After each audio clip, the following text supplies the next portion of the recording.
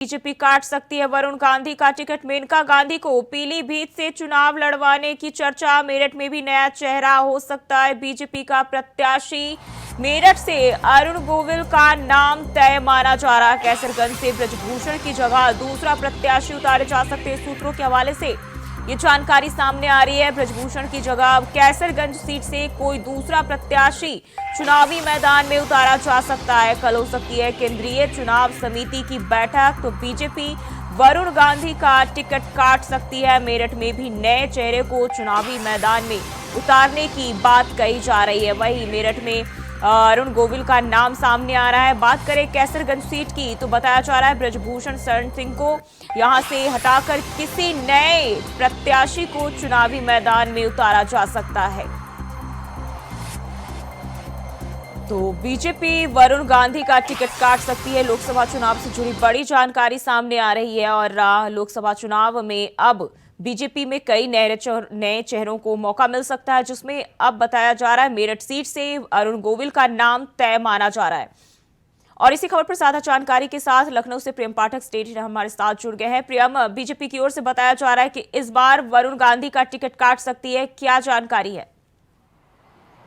बिल्कुल, देखिए, चूंकि हर एक सीट को लेकर बीजेपी की तरफ से जो है माइक्रो मैनेजमेंट लेवल पर जो है वो समीकरणों को साधा जा रहा है और इसीलिए देखिए हर एक सीट का विश्लेषण किया जा रहा है। विशेष तौर पर वो सीटें जो कहीं ना कहीं या किसी तरीके से जो है वो कॉन्फ्लिक्ट में रही हैं, विवाद में रही हैं और उनके जो प्रत्याशी रहे वो या फिर विवाद में रहे, तो ऐसे में उन पर भी जो है कह सकते हैं खास तौर पर विचार विमर्श जो है वो बीजेपी की तरफ से किया जा रहा है। बीजेपी की पूरी रणनीति है कि हर एक सीट पर जो सधे हुए समीकरण है उसके लिहाज से प्रत्याशियों को उतारा जाए। और इसीलिए अगर आप देखें तो पिछले दिनों जो बीजेपी ने एक पहली सूची जारी करी थी जिसमें उत्तर प्रदेश के अंदर बड़ी संख्या में जो है वो प्रत्याशियों के नाम की घोषणा की गई थी, लेकिन जो नाम बदले गए थे वो केवल 4 सीट के थे या फिर कह सकते हैं जो 4 सांसद थे जिनके नाम बीजेपी ने काटे थे। बाकी सभी के जो नाम थे वो एडिटिव थे। लेकिन अभी जो अब माना जा रहा है कि जो बची हुई सीटें हैं उन पे जो प्रत्याशियों के नाम की घोषणा होगी तो उसमें नए चेहरों को जगह मिल सकती है, जिसमें पीलीभीत से वरुण गांधी हैं, उनके नामों को लेकर चर्चा चल रही है कि उनको जो है इस बार बीजेपी जो है वो टिकट काट सकती है उनका और उनकी जगह पर किसी दूसरे प्रत्याशी को मैदान में उतारा जा सकता है। और ये घोषणा जो है वो जल्दी होगी क्योंकि पहले चरण के चुनाव में ही जो है वो पीलीभीत में चुनाव होना है। तो ऐसे में नामांकन की जो तिथि है वो 28 तारीख है, तो उससे पहले ही जो पूरी जो कह सकते हैं कार्यवाही है वो बीजेपी करेगी और जल्दी प्रत्याशी के नाम की जो है वो घोषणा करेगी। इसी तरीके से केसरगंज से विधायक हैं ब्रजभूषण शरण सिंह, तो उनके नाम को लेकर भी काफ़ी विवाद रहा और जिस तरीके से पूरा विपक्ष भी उनको लेकर घेरता रहा है, सरकार को घेरता रहा है, तो उस लिहाज से माना जा रहा है कि उनके टिकट को भी जो है वो काटा जा सकता है और उनकी जगह पर किसी नए प्रत्याशी को बीजेपी जो है वो मैदान में उतार सकती है। इसी तरीके से मेनका गांधी को लेकर भी जो है वो नाम चल रहा है और ऐसे कई अन्य सीटें हैं जहां पर अब माना जा रहा है कि इस बार जो बीजेपी अपनी सूची जारी करेगी, जो दूसरी सूची जारी करेगी, उसमें जरूर बड़ी संख्या में जो पुराने नाम हैं वो कटेंगे और नए नामों को जो है उनमें जगह दी जाएगी। तो ये कहीं ना कहीं कह सकते हैं कि बिल्कुल बीजेपी विशेष तौर पर हर एक सीट को लेकर उसने मंथन किया है और विशेष तौर पर उन सीटों पर जिसमें जीत का अंतर या तो बहुत कम था, 4 से 5 हजार वोटों का अंतर था, या फिर हार का मार्जिन भी जो था वो 4 से 5 हजार था। तो ऐसे में जो सीटें हारी थी जिनका मार्जिन बहुत कम था उनको कैसे जीता जाए और क्या कमी रह गई थी 19 के चुनाव में जिस वजह से उन सीटों को बीजेपी ने लूज किया था और क्या वहां के समीकरण थे, तो उन सभी चीजों को लेकर अध्ययन किया गया है, हर एक सीट का विश्लेषण किया गया है और उसके बाद अब ये माना जा रहा है कि जल्दी जो बीजेपी अपनी दूसरी सूची जारी करेगी उसमें नए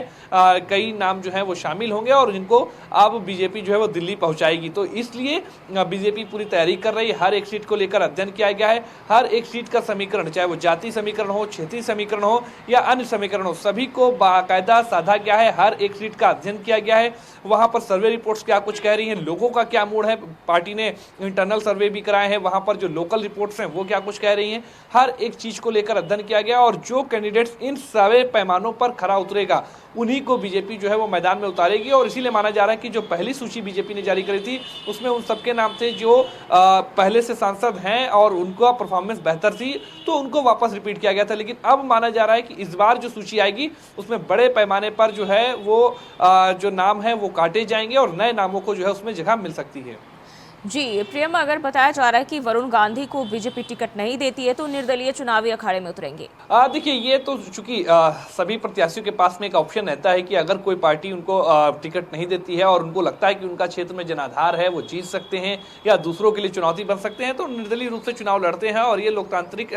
व्यवस्था के तहत है, तो माना जा रहा है कि जरूर कि वरुण गांधी जिस तरीके से कुछ नाराजगियां जो है वो बीजेपी के साथ में देखने को मिली हैं, तो ऐसे में माना जा रहा है कि अगर उनको बीजेपी टिकट नहीं देती है तो वो निर्दलीय या फिर वो और दूसरा उनके पास क्या ऑप्शन होगा उसको भी वो देख सकते हैं। क्या किसी अन्य पार्टी के प्रत्याशी को समर्थन दे सकते हैं या फिर जो है वो खुद अपना निर्दलीय जो है वो नामांकन करेंगे, तो ये जरूर देखना होगा। फिलहाल अभी चूंकि इंतजार है कि बीजेपी जब अपने सीटों पर प्रत्याशियों की घोषणा करेगी तो उसके बाद देखना होगा क्या कुछ जो है वो